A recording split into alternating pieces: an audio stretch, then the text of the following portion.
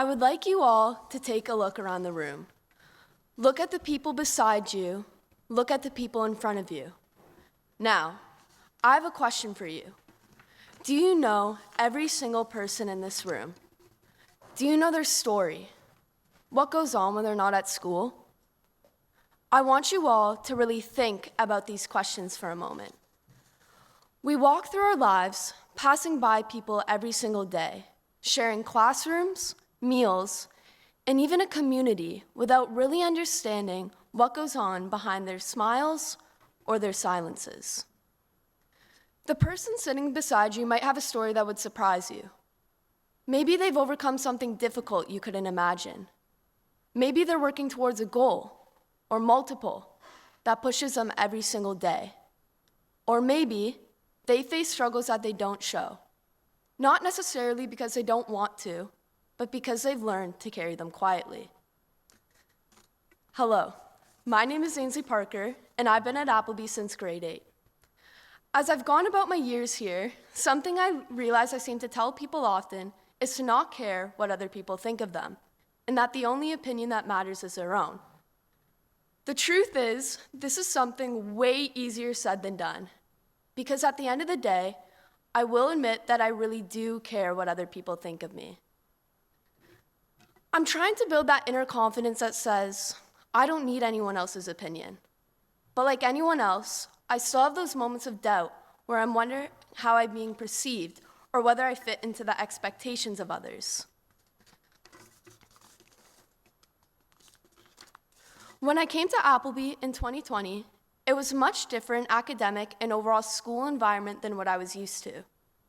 I came from a much smaller school in Oakville called E.J. James without knowing many people at Appleby. The people who I had went to E.J. James with were the people I knew almost my entire life. I wasn't necessarily a very social person, and it was difficult for me to make friends at first. It might have been because of the COVID restrictions, which limited our interactions with others, especially with the amount of online school that year. However, it was also something that was in my head. I was worried that if I opened up and went to speak to new people, I'd be seen as a bother.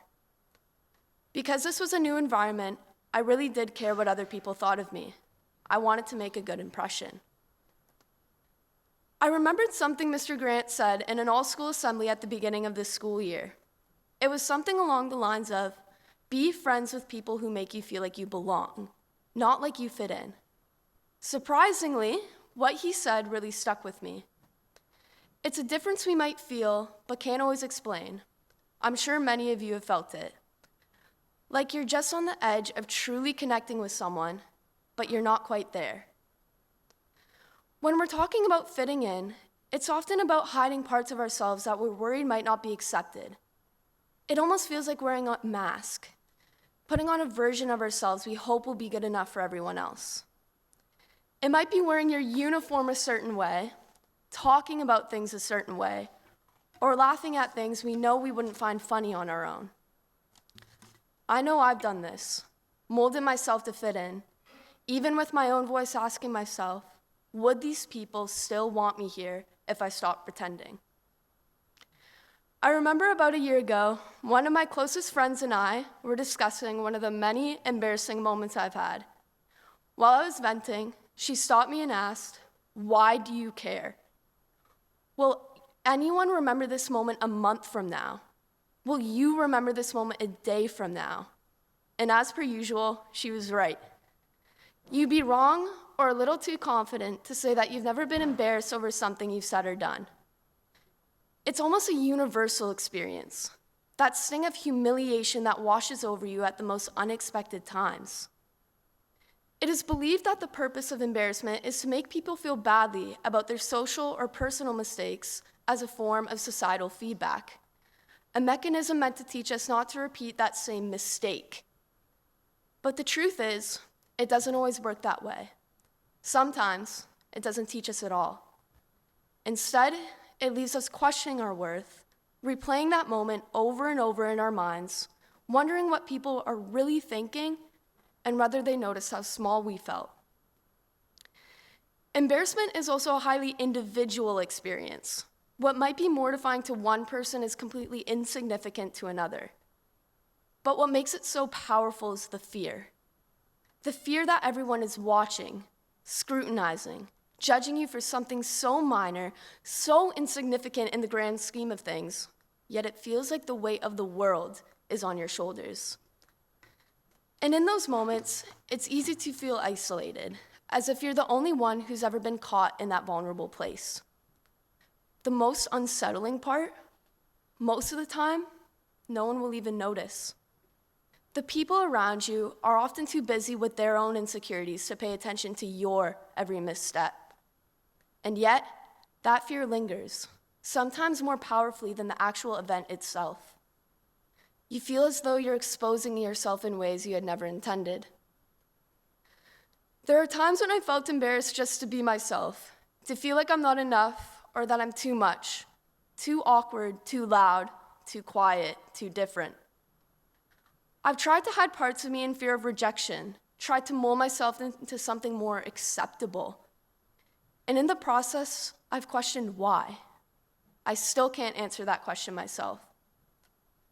In facing self-doubt and embarrassing moments, I'm grateful for the people who have helped me laugh it off, because those moments will never last forever.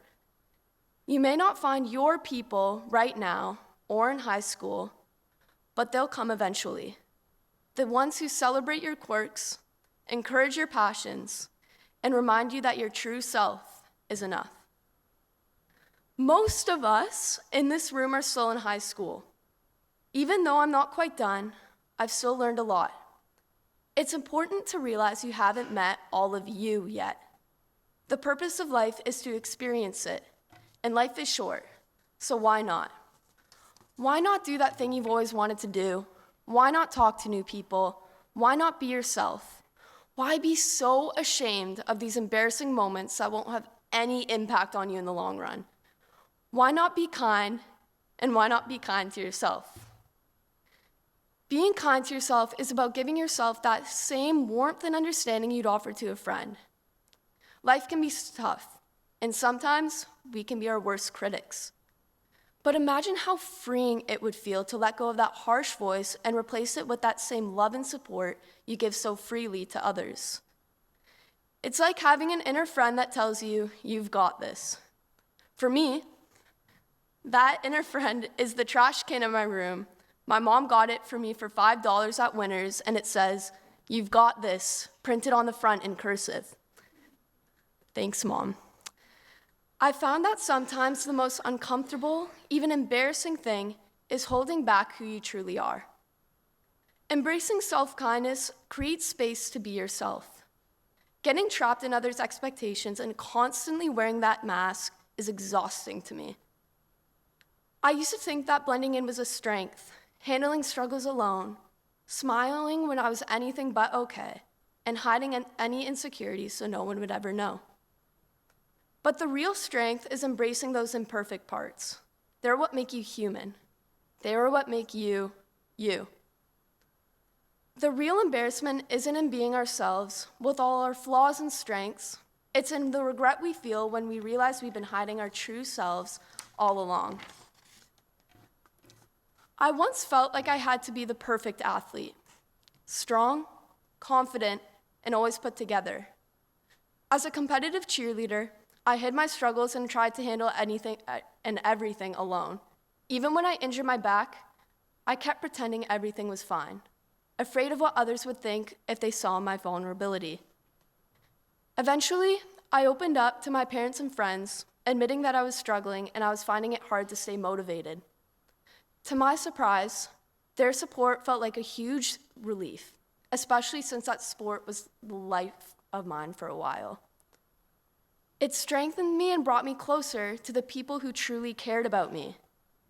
Now, I'm learning that the fear of looking foolish had been holding me back. Instead of protecting myself, I was missing out on opportunities to learn, to build real relationships, and to challenge myself. When we challenge ourselves by embracing who we are, we're not just choosing to be brave, we're choosing to live life fully. In the end, It's all up to you and your interpretation to what you take away from this speech today.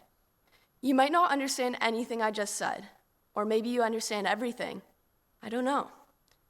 Maybe you've realized that you truly belong here, or maybe you've realized that you don't feel that way quite yet. And that is okay. It is okay not to know, because you have the rest of your life to figure it out. I want you all to take a look around the room. Look at the people beside you.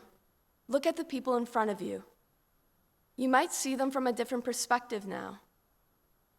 You might see someone who pretends to be okay when they aren't. You might see someone who pretends to be someone they aren't. Maybe this isn't the case at all. But one day, you will not be looking around at these people in this chapel.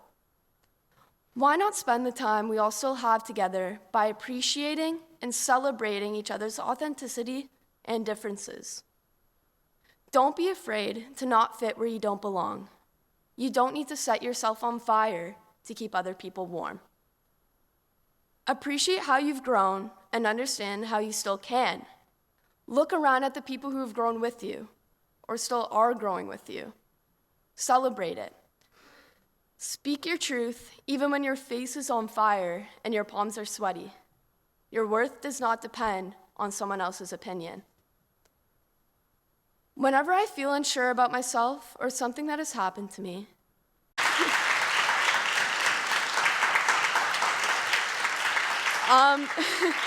now please join me in singing Draw the Circle Wide on page 418.